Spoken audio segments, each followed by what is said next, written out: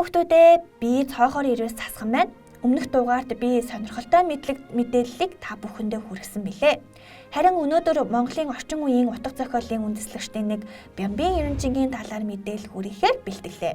Бямбын Ерөнчин нь 1905 оны 11-р сарын 21-нд Өнөөгийн Сэлэнг аймгийн Алтан булаг сумын Булсаарай хэмээх газар Раднажавын ууган хүү болон мэдлжээ.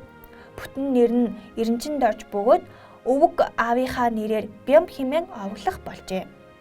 Түүний эцэг Юншөө бүү Будын Раднажав нь нэртэй сэхэтэн хэд хэдэн орны хэл мэддэг мундаг хүн байсан байна. Их нь цогтайжийн удмын борчхон огт самдангийн дулам байсан гэдэг. Бямбын Ерөнчин нь Монголын орчин үеийн утга зохиолыг үндэслэгчтэй нэг. 20 дугаар зууны манлай монголч эрдэмтэн юм. Англи, Франц, Герман, Чех, Польш, Эсперанто, Орос хэлийг гаргууд эзэмсэн нэгэн бөгөөд Эсперанто хэлний өөрөө сурах бичиг зохиосон эрдэмтэн мөн Монгол улсын хамгийн анхны докторийн зэрэг хамгаалсан хүн юм шүү дээ. Тэрээр тухайн үеийнхаа бүгд найрамдах Монгол ард улс болон Зөвлөлт холбоот улсын төрийн тэргүүнүүдэд өөрийг нь гүтгэнд оромжлосныг эсэргүүцэж мөн нийгэмд байгаа гажуудлын талаар захидал бичин цаг үеэ шүүмжилж байсан гэдэг. Монголын шинжлэх ухааны зүтгэлтэн, зохиолч, орчуулагч, соён гэгэрүүлэгч тэрээр 1961 онд бүгд найрамдах Монгол ард улсын шинжлэх ухааны академийн жинхэнэ гишүүн академиар сонгогдсон байна. Тэрээр 1914-өөс 1920 онд Алексеевский сургууль сурсан.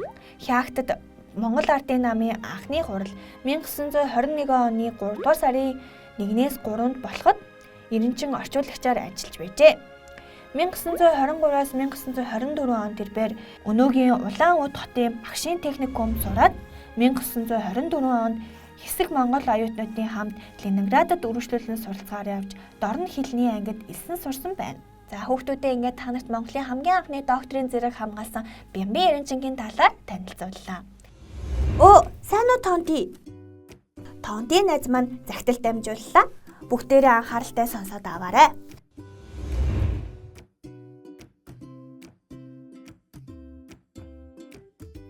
Хүүхдүүдээ урьд шөнө надад тохиолдсон нэгэн инээтэй явдлын талаар та нар сонсомоор байна уу? Юу болсон бэ гэвэл наашаа ойртон суугаад сайн чагнаарай. Тонти урьд шөнө паркийн манаандаа гарч цэцэрлэг түрээлэнгээ тойрон алхаж байлаа.